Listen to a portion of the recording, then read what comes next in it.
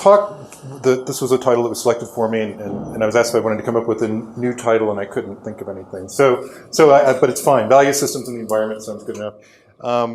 And I want to talk through the Death of Environmentalism paper. And Jeff, whose idea was that to include that in the readings? Well, when I talked to you on the phone, you said you were going to talk about it. Oh, thanks. I found a copy and had Sue send it out, so I thought if everyone had read it, it'd be a good idea since you were going to speak to it. Great, thank you very much. Yeah. So I want to talk about this paper, The Death of Environmentalism, which I think is really thrown down three interesting problems or challenges for the environmental movement today, which the authors call the category, framing, and vision problems. I'll sort of go through that, so if you've read it, it'll just be a refresher. If you haven't had a chance to read it yet, you'll get a gist of what it's about. And then I'm going to ask this question about whether or not the field that I work in, environmental ethics, is actually meeting the challenge that has been proposed by these authors. And in fact, I think what I'm going to say about environmental ethics could generally be said about environmentalism in general. So I'll go through the category problem and look at a distinction common to most environmental ethics, which I think might be relevant to that discussion. The question of direct versus indirect arguments for natural value, which I think goes to the framing problem. And then I'll go to just some vision solutions, because they say that we need a new vision in environmentalism. And I'm going to talk about two kinds of solutions, which I by no means exhaustive, but the ones that I spend most of my time working on, which we'll call ecological citizenship, which is this idea of renewed civic engagement, and sustainable infrastructure, which goes back to some things that we were talking about earlier. And Hal is going to tell me if I use any jargon or I say anything, right, that I have not adequately defined, because he's absolutely right. If we can't do that, then I'm not really sure why we're doing this kind of work, because I think that it has to be publicly engaged in one form or another. Okay, so here's the essay, The Death of Environmentalism. This is the cover that you get when you download it off the web. Michael Schellenberger and Ted Nordhaus, there's just a little bit on their bios. And this is, they both have worked at different times for sort of the top 10 environmental organizations that are mostly working inside the Beltway in Washington, big lobbying organizations. Nordhaus is now with a public opinion research firm. Schellenberger is president of Lumina Strategies, which is a consulting firm. And this paper was commissioned by the Nathan Cummings Foundation, which many of you know does a lot of philanthropy towards environmental concerns, aimed at sort of trying to figure out is all this money that we're spending, that we're putting out there, which is millions and millions and millions of dollars now in private and public money, is it really making an effect? And they released they've sort of caught a lot of flack for this. They released this report at the October 2004 meeting of the Environmental Grant Makers Association, which was meeting in Hawaii at the time. And it really does, in some sense, damn the environmental community for taking a wrong set of strategies. And this is why they've gotten so much flack, is because, of course, people go, well, you're just sort of spoiling the well for the rest of us at the beginning. Now, I think that it probably would have gone mostly unnoticed if the president of the Sierra Club and a bunch of other people hadn't spent, countless hours writing replies to this, that then got picked up first at a small conference on religion and nature at Middlebury College, and then later was picked up in the New York Times. And so it just sort of spiraled from there. And if you go to Grist Magazine, which is a great online environmental magazine, you can find lots of sort of on-the-ground reporting by people like Bill McKibben, who are looking at the initial reception of this. So here's the thesis. The environmental community's narrow definition of its self-interest leads to a kind of policy literalism that undermines its power. And what do they mean by policy literalism? What the environmental movement needs more than anything else right now is to take a collective step back to rethink everything. We will never be able to turn things around as long as we understand our failures as essentially tactical and make proposals as essentially technical. And that is really kind of the heart of what they're sort of after here, is that the environmental community is making offering mostly technical solutions to environmental problems in a tactical framework where these technological solutions are just outweighed, right, and beat down by the overwhelmingly kind of moral approach of the right and people who have interests against what we think of normally as the environmental community's interests. They identify these three problems, like I said before. the category problem, the framing problem, and the vision problem. We've talked about all three of these already, so this should be pretty familiar with everyone so far. So the category problem is this question of, does the word environmentalism, does it still work, right? And they argue quite forcefully that we should abandon environmentalism as a distinct category of political identification. Why? Because it's landed us in the political ghetto of special interest groups. Now, we've had sort of, I think, seen lots of, I think no one can sort of say whose fault this is. Is it the environmental community? Is it, what was being done and how the environmental community was being defined, beginning, with the Reagan era? Is it something else? Whatever, we sort of landed in this sort of quagmire, which at least, again, inside Washington, puts us in company that makes it difficult to articulate, right, the broader dimensions of environmental problems that we all know and believe it to be true, but in fact, we're often pigeonholed as arguing that they are just environmental problems and not problems of jobs creation, human health, these kinds of things. And the focus they give in the essay is on climate change for reasons that I think are, clear to all of us here, because it really is sort of one of the capstone problems. What's the framing problem? The framing problem is that we're trapped in methodology now that doesn't work. And they're thinking of, I think, the national environmental community, define our problems in scientific terms, craft a technical remedy, try to sell that proposal to legislators, and this puts us in a position, and this is a sort of a nice turn of phrase in this essay, literal sclerosis, which can be seen, they say, as an assumption that to win action on global warming, for example, one must talk about global warming instead of, say, the economy, industrial policy, or healthcare, which I think intuitively anyone who works on these issues knows that they're intimately connected, but it's the process that puts us into this pigeonhole. And they compare this, and I've sort of mentioned this in one of my comments earlier, to the success of the right in making partial birth abortions. Such a big target, hot button, issue. You could say the same thing about gay marriage. You could say the thing about flag burning. All these other kinds of issues.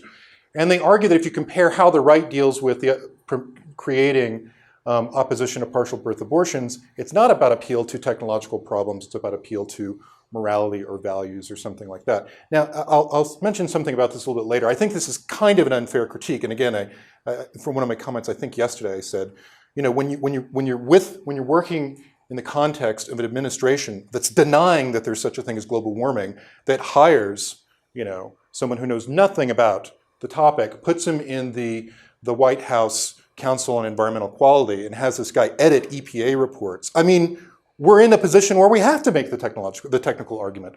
We at least have to defend that this really is an issue that has to be defended. So I have a little bit of a worry, actually a pretty strong worry about how they make this. But nonetheless, that's the framing problem that they're worried about. And I think at least this part of it is right, is that the more that we could do to talk about how environmental problems overlap with these other kinds of issues, the better. The vision problem. Someone said this the other day. I don't know if they got it from the paper or not, but they sort of just compare it. I have a dream versus I have a nightmare. The environmentalists offer us I have a nightmare. Martin Luther King offered us I have a dream. And there's a huge difference between the two. And though fear can be effective, we have good reason to believe that it's either not effective in the long run or just wrong, right? To be using scaremongering tactics to try to get people to take some of these issues as seriously as we think they should. So they say, once environmentalists can offer a compelling vision for the future, we'll be in a much better position to stop being Pollyanna about the state of their politics and once again have an inspiring vision.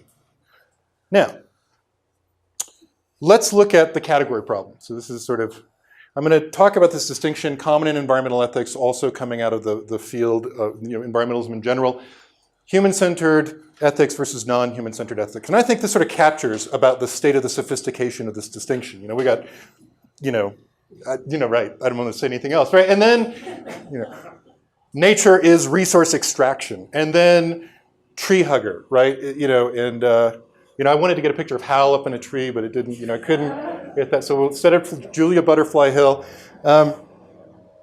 And that is sort of the level of sophistication that I think that we sort of think about these sort of dichotomous issues when clearly the terrain of how we define our possible obligations to nature are much more complex.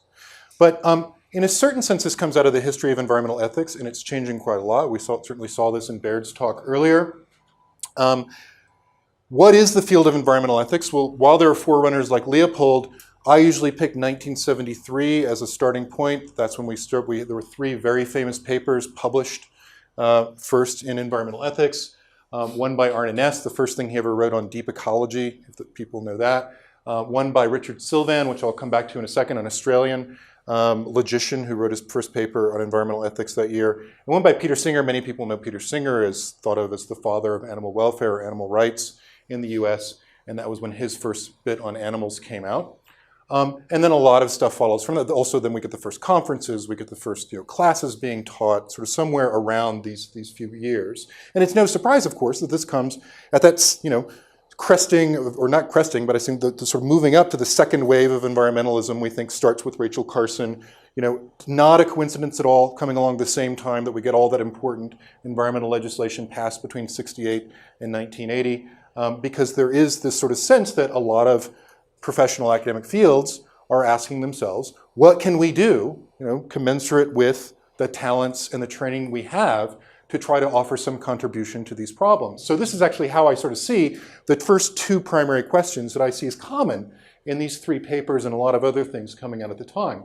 How has philosophy, the discipline of philosophy, or thinking of this like the 2,500-year history of Western ethics, contributed to the creation of environmental problems, and then what could philosophers contribute to the resolution of those problems commensurate with their talents? And the first answer, and it's an answer that has stuck around in the field, I think it's changing quite a bit more recently, but it's still there in the field, is that the problem, how did philosophy contribute to the creation of environmental problems? Anthropocentrism in ethics, creating bodies of ethics that are solely human-centered, that say the only kinds of things we have moral obligations to are humans. The rest we don't have moral obligations to. And the answer to the second one, how do we sort of create something new? Non-anthropocentrism, a field, a kind of a new way of doing ethics which will open up the terrain of moral consideration to something other than humans. And here's just the formal definitions, right? Anthropocentrism is the restriction of direct moral obligations only to humans. Non-anthropocentrism is the expansion of direct moral obligations to living things other than humans. And you can find many examples of this in the history of philosophy, many examples in other fields as well, in just the general literature on environmentalism. My favorite example is Kant has a great little passage about why you shouldn't torture puppies. He actually doesn't say torture puppies, but I think that's more vivid. So he says, why shouldn't you beat your horse in the street? And Kant's answer to why you shouldn't beat your horse in the street is because if you beat animals, if you torture animals or harm them, then you become inured towards harming other humans, right? So there's nothing wrong with torturing the puppies itself. You're not doing anything wrong to the puppy because you don't have moral obligations of that sense of wrong. It's prudentially wrong, but it's morally wrong down a sort of a train of thought because then you might turn out to be a nasty person towards other humans, right? So it's sort of, we don't extend those obligations to other things. And then in the early days of the field, and I think this is still around, there was a connection between this new distinction, very new distinction in the history of ethics, to a much older classic distinction in the history of ethics, and that's between intrinsic value and instrumental value. And intrinsic value is the worth objects have in their own right, independent of their value to any other end. Baird Callicott has intrinsic value because he's Baird Callicott. No, because he's a human, right? Because he's a human.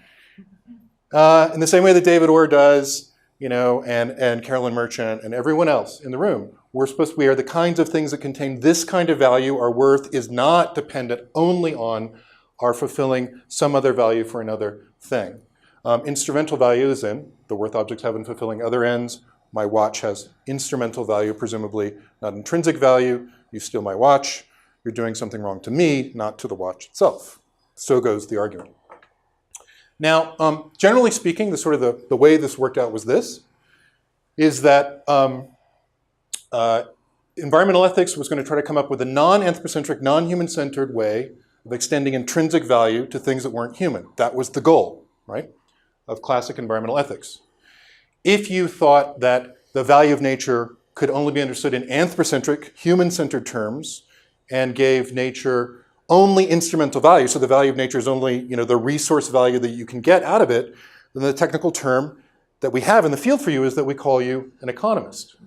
So, and true to form, early environmental ethics was this sort of like David and Goliath struggle with the philosophers going up, although it's sort of reversed because Goliath basically wins this one. David and Goliath struggle, you economists, and we throw our rocks and then we run away. It goes like that. So I won't go through all these quotes, but if you look at these early papers, you can sort of see this kind of tension and these distinctions and how these different ways of thinking here. Here's Richard Sylvan in that 73 paper.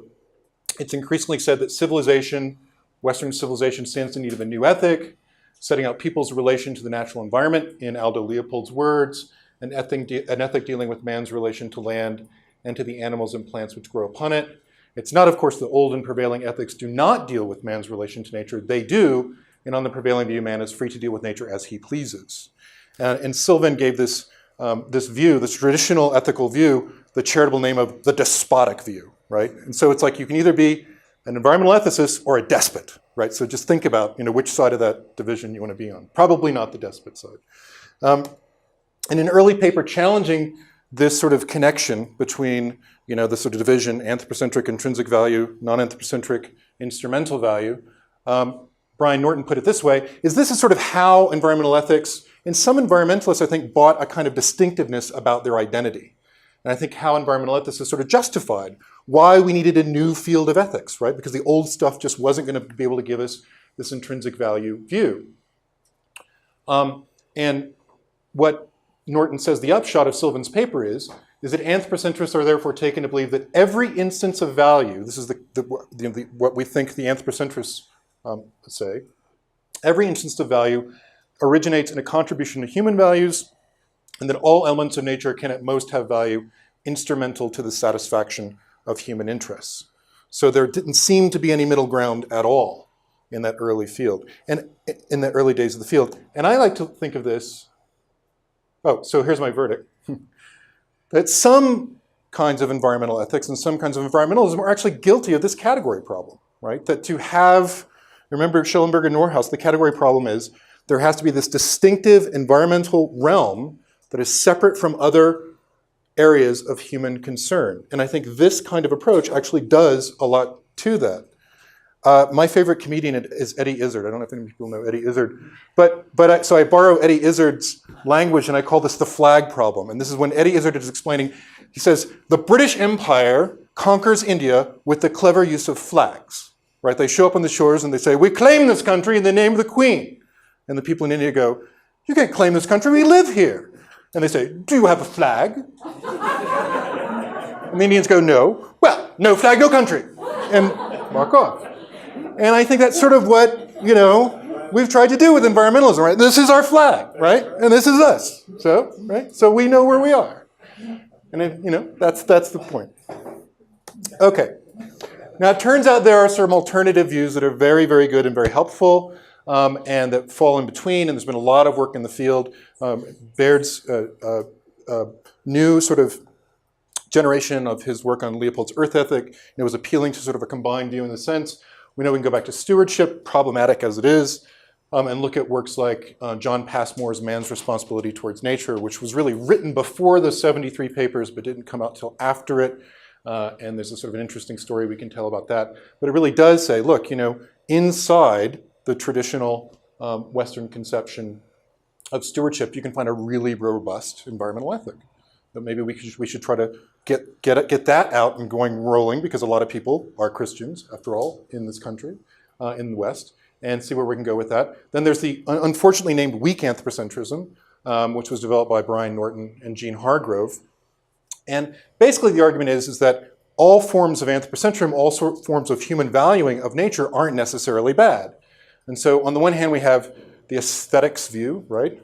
Okay, this is maybe a bad picture. I don't mean the aesthetic view, environmental aesthetics is not just about prettiness. It's usually about biological complexity is really why we think that nature has value. But I think, Baird, you said it, wasn't it once that in somewhere you said more people have voted for stronger environmental laws because of beauty rather than duty?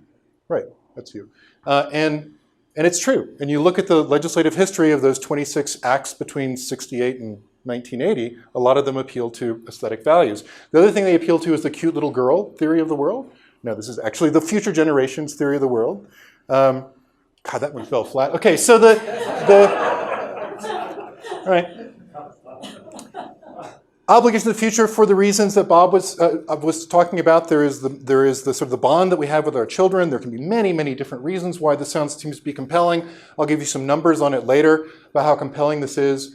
But, you know, people do tend to sort of respond quite favorably in sociological studies about why they think we should have stronger environmental protection, because they think we have obligations to future generations, to children. And that is also found in the legislation. I've got 15 minutes or 10 minutes? 10, okay. I'm going to really summarize this one. I'm going to get to the vision thing. I think the vision thing is probably more interesting than the framing thing. And if we have time, I'll come back to this, about direct versus indirect arguments for natural value. And I think I can summarize it very quickly, is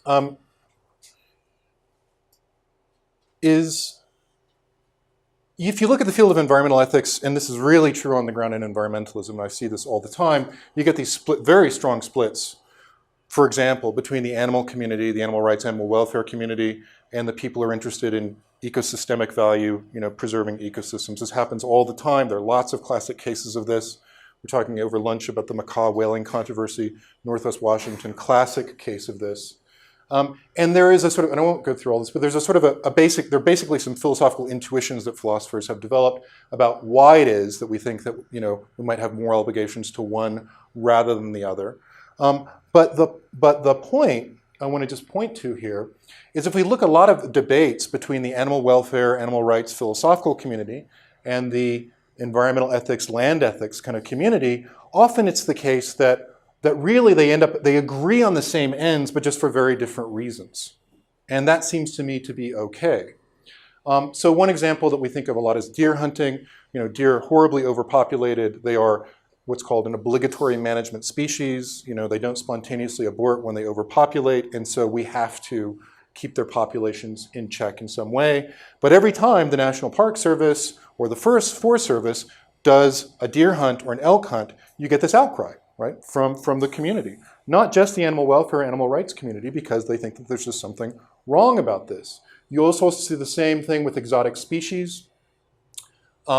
And one classical example is rabbits in Australia. You know, we sort of introduced rabbits to Australia, and they, you know, hop around. They're very cute, you know, but they eat everything. And one of the things that Peter Singer, sort of, for example, has said about the rabbits in Australia is that there is this coalition between Australian farmers and environmentalists united in wanting to get rid of these rabbits. And from his perspective of thinking that we actually do owe some kind of direct obligations to these rabbits, we need to realize that they feel that they are beings who are capable of feeling pain and suffering. But while the caricature in the literature is that an animal rights person would then want to oppose, you know, doing something to manage the rabbit population in Australia, when you actually look at least a lot of the philosophers who are writing on this, they don't actually say that at all. They just sort of say, let's do this as humanely as possible, right? There are more and less painful ways to take care of a species that's overpopulated or is exotic and is causing some other kind of problem. And so what I think we get there, though, someone like Singer doesn't think we have these direct, non-anthropocentric obligations to nature. He thinks we have obligations to other humans. He thinks we have obligations to rabbits and, you know, Kant's horses or the puppies or whatever. He still thinks that at the end of the day, right, in order to make sure we ensure the welfare of as many living things as possible, we still have an obligation to mitigate the problem. And so what you get there is, I think, a sense that sometimes you don't have to directly value nature in order to get to some reason for protecting nature.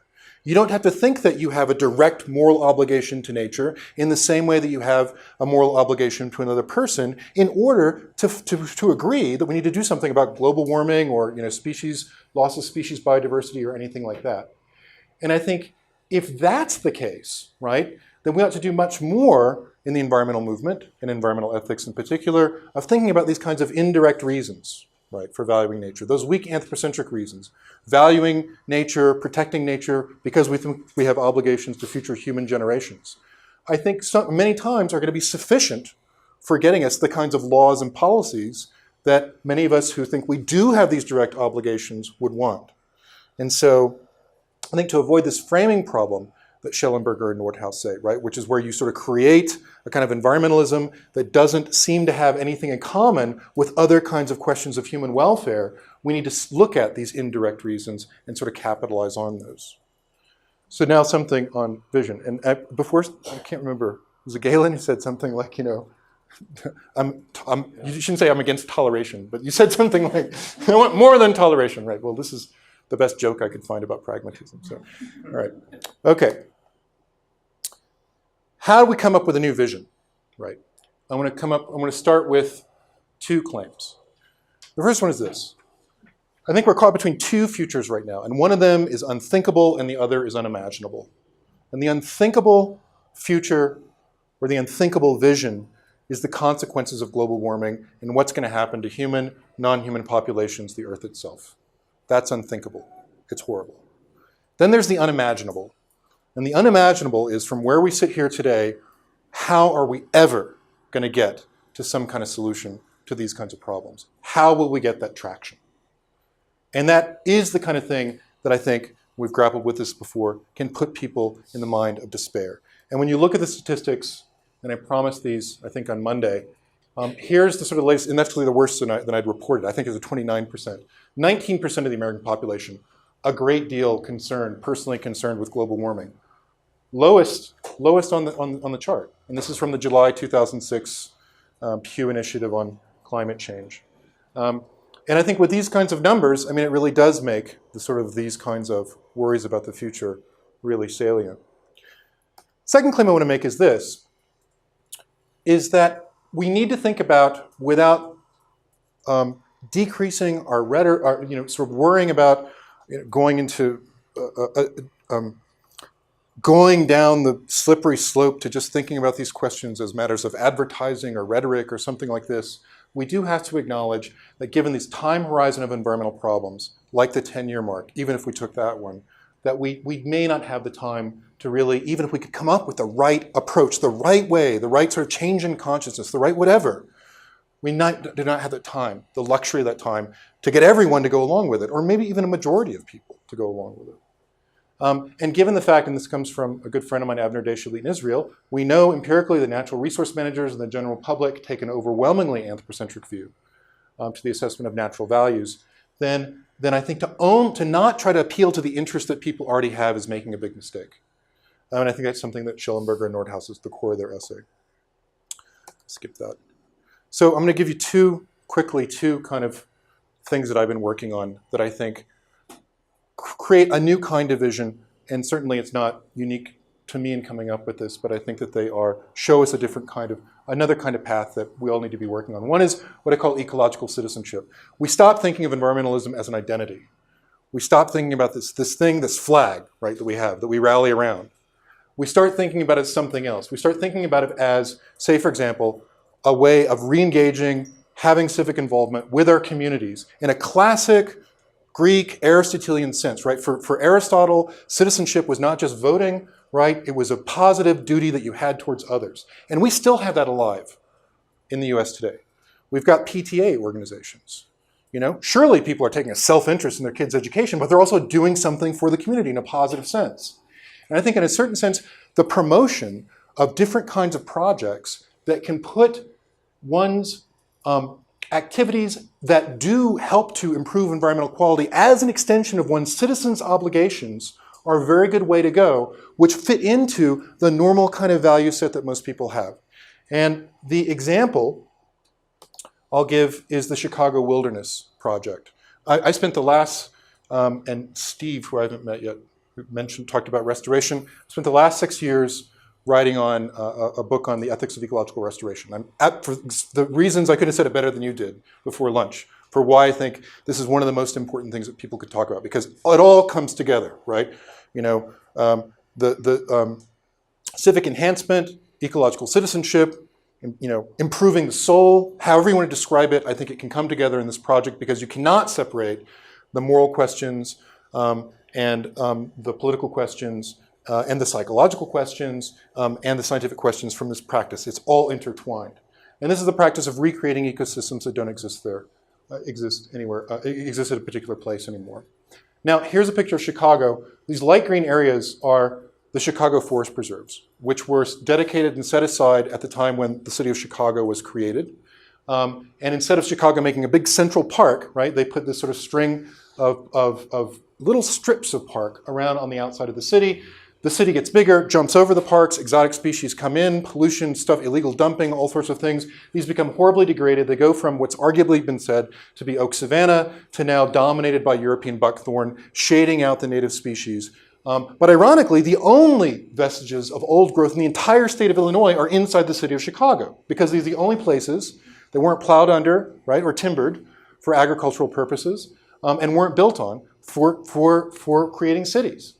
And there's a long story to tell about this, we can maybe talk about it later, but beginning in the mid-'80s, a guy named Steve Packard and a bunch of other people around the Nature Conservancy started coming up with a plan to restore these areas to what they argued was their pre-settlement or pre-Columbian state, which is argued to be oak savanna. Had they succeeded or not? Well, I'll tell you later, right? But this is what I think is great about this project. Not whether or not they restored nature, but that they have restored a cultural relationship with nature, however you want to define that, right? You've had 20,000 volunteers because volunteers, all this work has been done by volunteers, not a single bit of it has been paid for, paid labor. And if you look at a book by William Stevens in 1995 called Miracle Under the Oaks, at that point, which was the story of this project, you had 25,000 or 14,000 acres of oak savanna restored solely by volunteers. And they've got a master plan in the region going up to southern Wisconsin and down to northern Indiana, which covers 250,000 acres.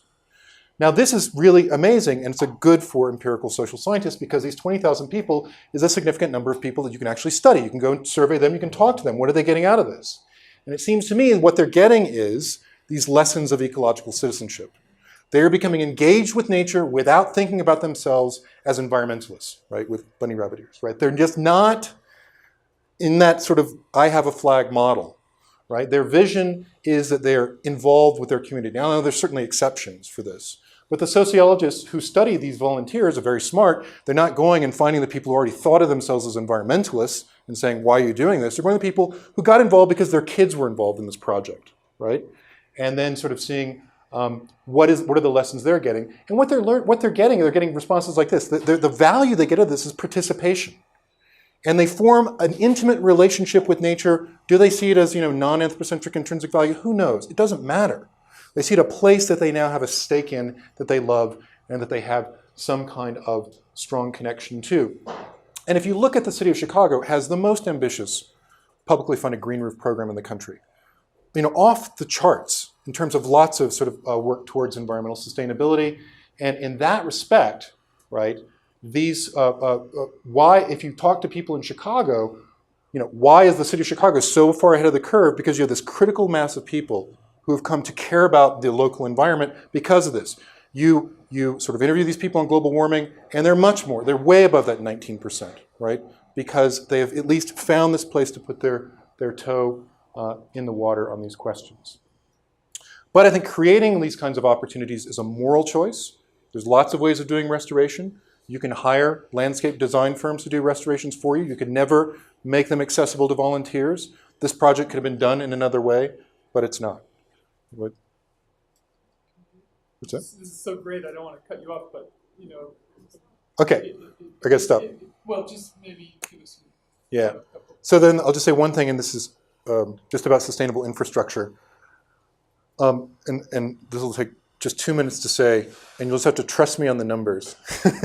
But I don't mean this in a derogatory sense at all. I think the creative classes, which I consider myself and all of us in the room as part of, the creative classes of the environmental movement, I think we have done a fantastic job for writing things that are very inspiring for people who already have an intuition that they have some connection to nature. They already think of themselves as environmentalists, and we have made sense of those intuitions for them. We've helped them to be able to extend them and grow them and help them to be able to express them to other people. We've done a great job of that.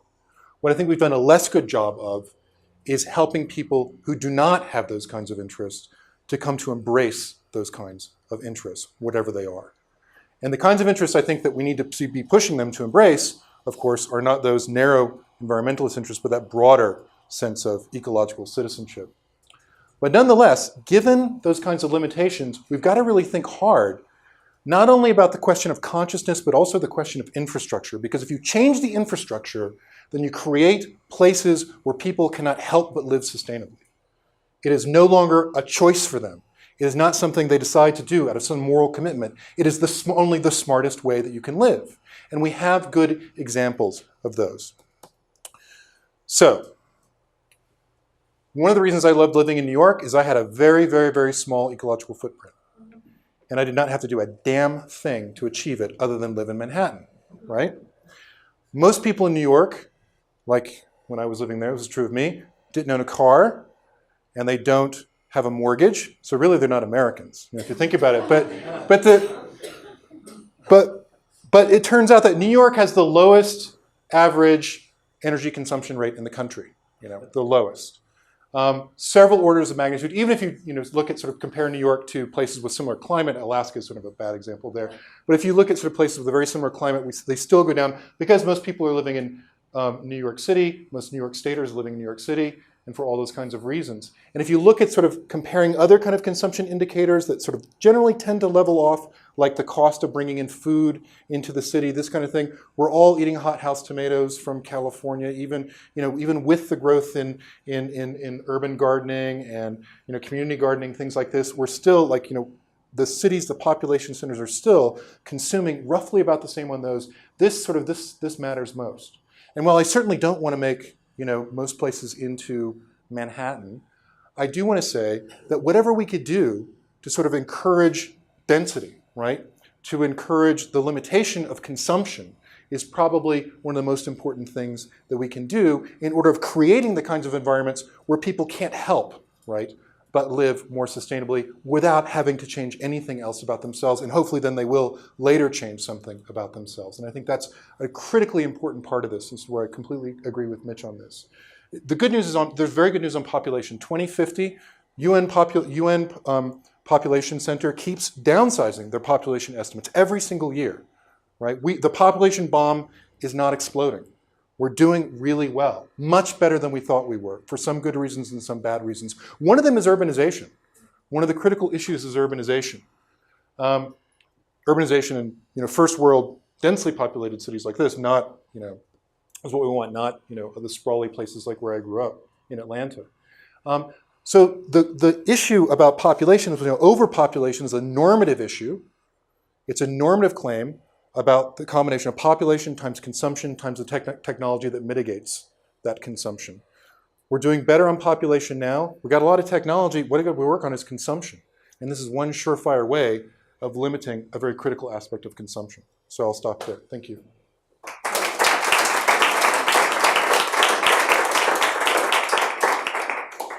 Pardon? Bob, responding to Bob's paper.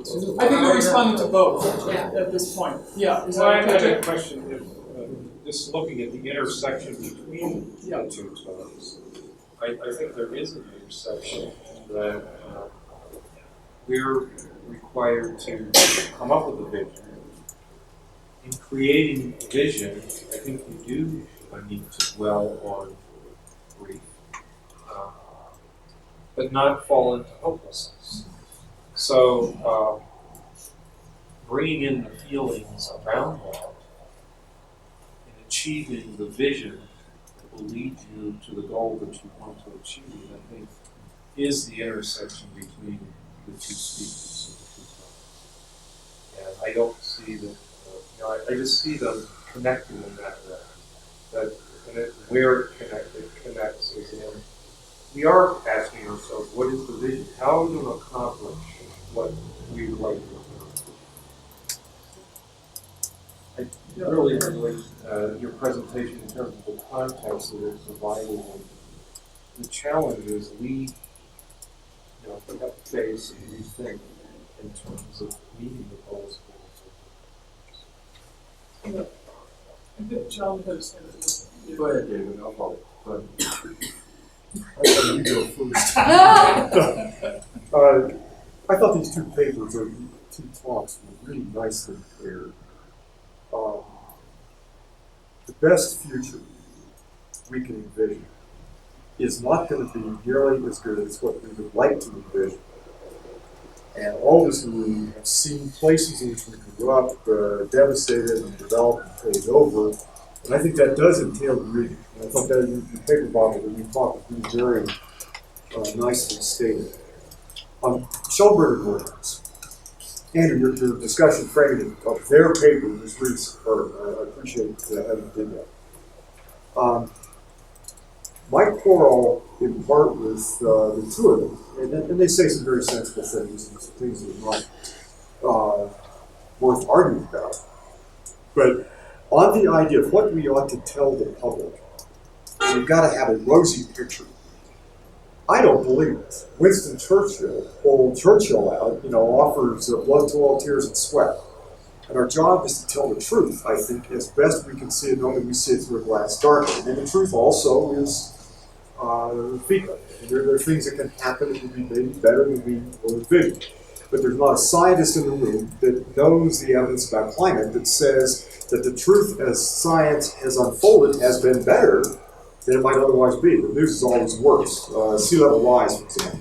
Last year we thought maybe 1 meter. Now science on March 24th has the number at something like 6 to 7 meters, most of which will be in this century.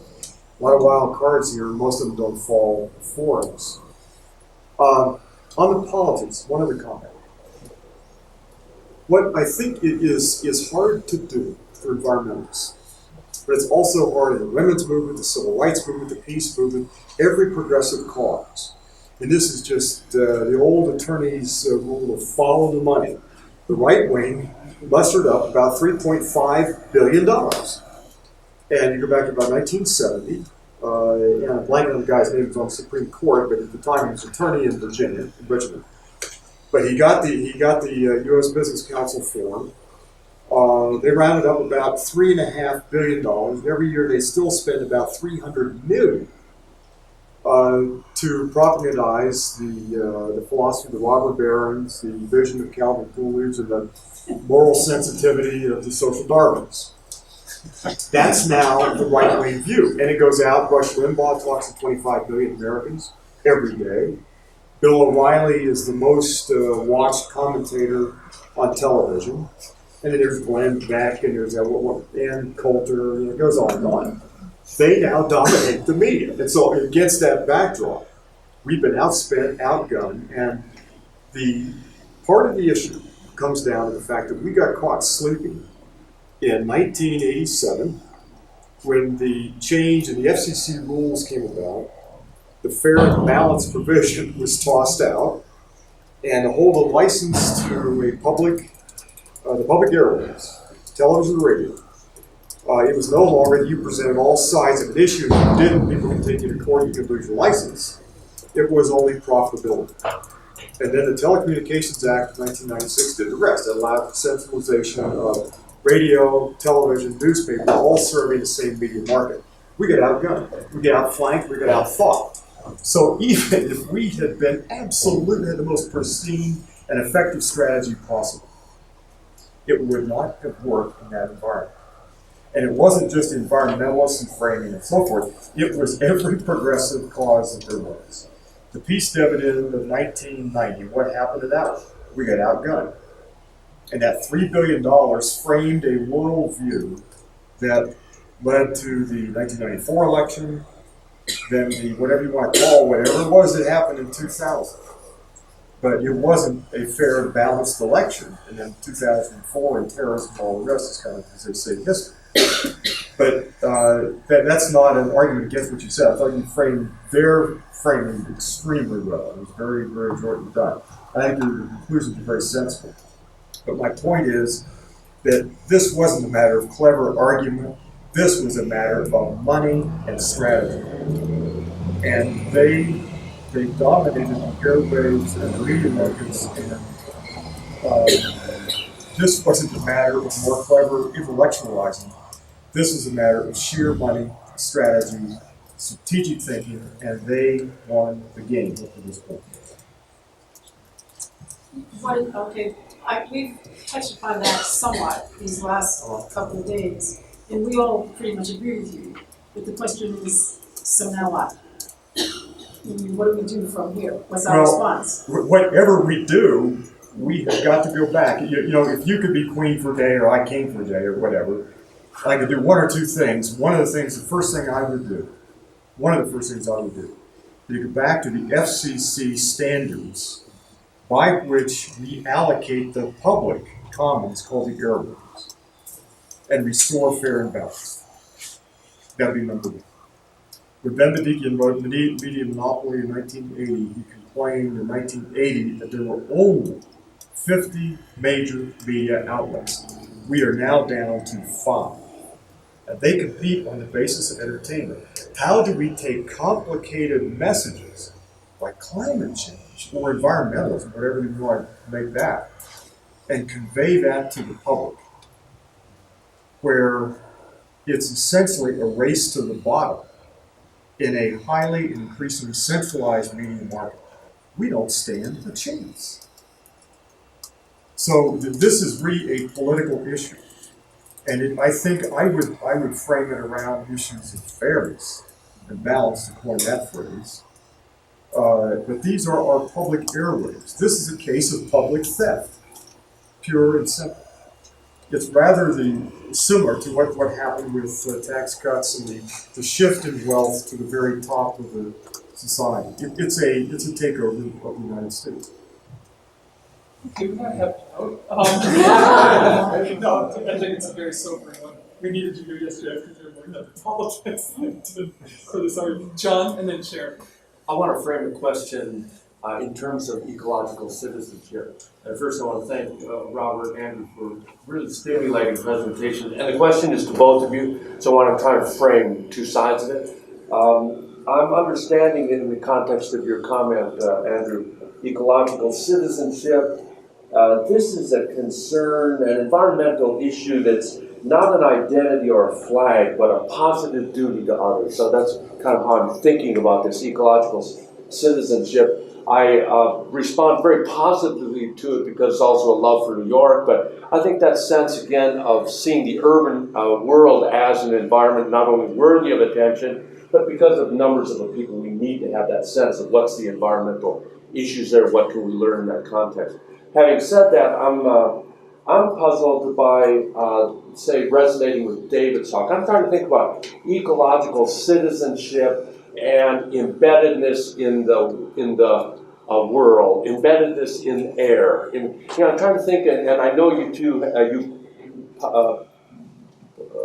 featured or made a comment about your different background from David, but I'm just thinking about the vision thing, ecological citizenship and the vision thing. And you're locating us in the Civitas. And then, just David says, is David? In the cities, in the Civitas, in the citizenship. And it's a really interesting and old concept. And that's what I'm obviously angling towards Robert. What is the Civitas? It's a magnificent technology, isn't it? And have we owned up to that technology? So I'm trying to formulate a question. We've got David in the background and thinking about this. Was this an ontological call on David's part?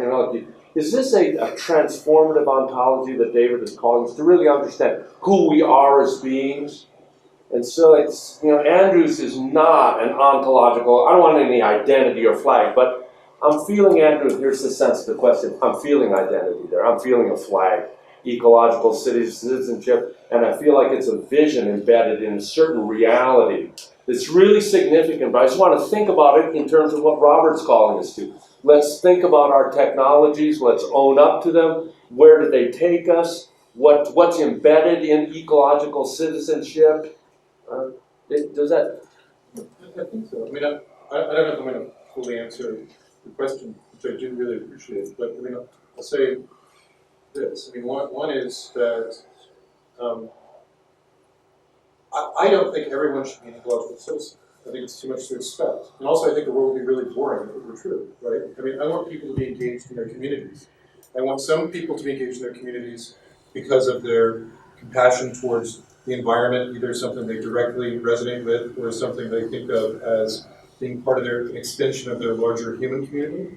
I want other people to be worried about education. I want other people to be worried about, labor issues, and then I want to sort of see, what can we then do with these different sort of communities of engaged citizens together, right? Then where do the overlaps come into play? And with more time, I'd sort of tell you about how a certain kind of crisis that occurred with the Chicago wilderness has proved that you can't, if ecological citizenship is just the end of the story, rather than the beginning of a longer process of forming sort of more vibrant, engaged communities across a range of issues, that fails. The Chicago Wilderness Organization did try to isolate itself. I would argue there was controversy about this, and it led to lots of problems. Once they realized they couldn't do that anymore, then they were able to really more effectively go after this vision. Now, does that sneak in a kind of an identity? Yeah, maybe. I think it might. But what I want to get around is, I want my parents, right, who feel a great love and affection for their identity as Americans, right, for their citizenship in a thicker and richer sense, I think, than I had growing up. I want them to be able to have some framework in which they can understand that as a possible way, right, of embracing the environment without them having to, buy into, their other traditional values, some other sort of vision of a connection with nature, which they're just not going to be able to get, right? And I would love it if they could, and I think I want as much of that to flourish as possible. I want to create sort of a range of alternatives that allow people to get into some kind of thing like that. And I don't think it's just limited to the city. The examples are limited to cities in restoration. You know this because the restorations which have the biggest degree of public participation are the ones in cities, because that's where you have a critical mass of people you can draw from to actually do large-scale restorations like that. It's just a question of scale. On the other hand, we have had massive restoration projects in this country in the past, mostly during the New Deal, which were largely outside of cities. And again, it was just a question of how do we sort of create those opportunities for a new kind of ecological citizenship outside the boundaries of the cities that are directed from a larger. Andrew, I'd like to respond to that. okay, briefly, because Sharon and Bayard and Galen are also. Thank you for the question. What I'm thinking about here is Andrew's citation of Aristotle. Our word idiot really goes back to the Greek to describe those people who had no voice in the city. It was essentially the slaves and women. So when I think about the city today, Civitas, I was trying to call for an ethics of sorrow. How do we broaden the conversation? What voices are being left out? And in that line, I wanted to mention that grief, or the ethics of sorrow, grief is not a debilitating experience, it is an energizing experience. And link that to Michael Perlman's book, Hiroshima Forever. I don't know if people know that book. But he takes Hiroshima not just as an event, but as a symbol. And he says we have to get past the notion of local, isolated identities. He talks about the blasted trees, and the animals that were just made into shades, as well as human beings. And he calls for a kind of commemorative memorization that includes all of that which has no voice in the city. That, for me, is an ethics of sorrow. And it means being able then to relate outside of our own city and to become a citizen of the earth. And in that respect, one thing that I left out, that's a practical thing, that I've been trying to get going for 20 years, is just one time in my life, is to see a ritual day of mourning that would galvanize the citizens of the earth on behalf of remembering what we have forgotten and technologizing our earth. Thank you, Sharon. Yeah, thank you both. Very interesting. Contrast is the wrong word. The confluence of these, I think, is really helpful in terms of this discussion. Andrew, you mentioned this, the notion of building citizenship is a big one nationally now. I've been to several venues, not just environmental, where I hear this constant discussion about how to engage individuals in thinking and moving and actively participating in the construction of local, regional, and larger realities. And so the ecological citizenship movement is part of, I think, a much larger one. So the question I have is this, in which you also, your comments are very directly related to this, is this a lens through which we can focus the interests of a group like this? Is this a way, these kinds of activities at whatever scale, a way to build individual capacity, individual passions, so that you can actually enable people to use the truth, in David's sense, if we want to feed them the brutal truth about things, or use the kind of motivators like grief Robert's mentioned. They can actually have, when they're confronted with this, then these are the kind of people who can use these feelings in service to action. And I'm struck by the experiential nature of the processes you both describe, and also I think personally I've long been convinced that those are the way you build human capacity and human investment in something. And so is this a route where that can sort of allow us all to come together I wonder, in a set of goals and activities? Well, I would hope so. And I mean, restoration is just one example of Right. getting this. When I lived in New York, I was very heavily involved in the community gardening movement there. There's 700 community gardens in New York, and Giuliani, St. Giuliani was trying to destroy them systematically before he left office. There's tons of other sorts of activities like this. And I mean, again, I think the framing of it is very important. There's a framing of it with respect to hope, there's a framing of it with respect to despair. The restoration community sometimes fetishizes the technical, right, over the moral and aesthetic, right, theological dimensions of the capacity for something like restoration. Where if it's not perfectly pre-Columbian, then it's a failure. And I think this is just really to really sort of fail to understand what the potential is here. Just one very brief example. It's almost impossible. The science of restoration ecology, which really Leopold is the father of, was focused on tallgrass prairie restoration. And it's almost impossible to restore a tallgrass prairie that can propagate naturally, because they have to burn regularly, because the mosaic of grasses in a tallgrass prairie, they sort of reproduce through the system of burning, because that's where the ecosystem evolved in a big place where there was a lot of lightning strikes, etc. So I've heard restoration ecologists who go, this is like, why waste your time with tallgrass prairie restoration? Because you can never walk away from it, And it's always going to sort of go shrubby, and then become, trees and stuff. And you can't really restore a tallgrass prairie, because if you try to make one that big, then it would threaten people's houses, and if it was going to catch fire by itself from lightning strikes. And I'm going to go, you're just missing the point, right? You got this opportunity for engagement in the community that comes together to make the prairie, and all the lessons of local natural history that they've learned, and all this stuff. And then you get this great opportunity every year for a party. Yeah. Right? And it's called a prairie burning festival. And people who had nothing to do with the original project, and people love to burn things, right? Come, especially kids, to come to a place and set fire to stuff and relearn these lessons and re-engage this community and form these new kinds of extensions. And it's not a panacea, but it sure as hell is kind of like one real thing that people can quickly engage in. And this, is that you can get people working on a restoration in one afternoon.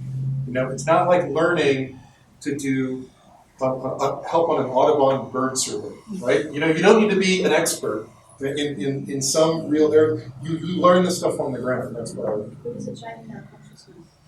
Sure.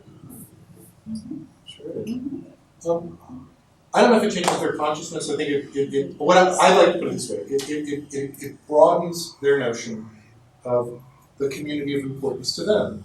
The place takes on an importance, right, as an extension of their families, however they want to think about that. Is that consciousness? I have no idea, but I'm happy. I'm conscious that Carolyn's waiting in the wings, and then there's two other speakers, and my suggestion is there to Galen, why don't you offer your questions, and whether we have time to really get into them, I don't know, because I just really want to honor other people who are waiting. make presentations in addition to an evening presentation. So we have really full up. Very, and if you're going to answer, you're really great, okay? I'll pass it. You're going to pass? Yeah. All right. That's a really brief question, actually. I'm really fascinated by the whole talk in ecological citizenship role, and the success that you demonstrated in Chicago. But I'm also curious about the struggles that you went through to get there. About 6 years ago, I was working on a land management issue, and not necessarily a restoration one, but a development one, where in a very small community in southern Colorado, where most of the people thought of themselves as ecological citizens. Half the people in the community wished to see a managed burn program put in place to manage the forest areas. Half of the community was against having any type of controlled burn program. They all thought of themselves as very involved ecological citizens, and in fact it ended up tearing the community apart. And so I'm just curious if you could just give a little bit of feedback on the success of the Chicago project and how you might have gone through anything similar to that in regards to those opposing types of forces. Well, I mean, this won't do. In the particular case of Chicago, the controversy that erupted over the Chicago wilderness, I think, was ultimately one of the best things that happened. And basically what happened is you got the restorationists on the one side wanting to restore the oak savanna, and then a bunch of animal rights activists who were against it because there was a call for culling of deer in order to make the restorations possible, and local homeowners associations who live near the forest preserves and like the buckthorn forest because they like the aesthetics of it. They wanted to have a house near a forest. Oak savanna doesn't look like a forest. You want to transform buckthorn to oak savanna, what the first thing you do is you cut down trees. People are going, an environmental project where you cut down trees, this makes no sense whatsoever. There was a huge clash. Controversy erupted. As a result, the restorationists are not going to get to restore that entire network to oak savanna. They'll get some things, they won't get other things. And at the end of the day, for the restoration, a lot of people in that community disagree with me. I think this is the best thing that could have happened. Because now the people who have a stake in the health of those places is not just the restorationists, but the people who produce the restoration as well. You know? Because they weren't going to lose global extinction of prairie grasses by not having oak savanna in Chicago. They would have local extinction laws, right? But not global. So there is no overriding ecosystemic priority in a place like that, you know. But there is this opportunity for people, I think, to creatively come together and actually express their commitment to the same place. Because before this happened, and anyone who's been in Chicago might know, I know people who grew up in Chicago, didn't know there were forest preserves in Chicago. Right? 100,000 acres, people didn't know they were there because, again, they're not in a central place. If you weren't near them, you didn't know they were there. And now many more people are aware of this and actually have a stake in it. I know Susie's dying to say something, so. I can hold it, but. Okay. I just wanted to say it's so tremendous that this discussion obviously could go on for a long time. And I also just wanted to say that I think the grief work that you're mentioning, that we can build on what Joanna Macy has been doing in despair and empowerment in the nuclear age for a long, long time, almost 25 years, to absorb this sense of despair of what is happening. And I think it's a very concrete example. The other thing that we call them the DOE boys, the death of environmental boys. We were at EG when they put that thing down, and I can tell you it created a firestorm because the environmental community was furious with them. But they do, I think, present a very important critique, as you've said, and I think David's point needs to be added into the picture. But they do also offer not just the Apollo project into the mix, which I think we have to remember has been a relatively successful, coalition of government and business and labor and environment. And that's part of the coalition building they're trying to do. But I really thank both of you for this amazing synergy that we've had this afternoon. Thank you very, very much.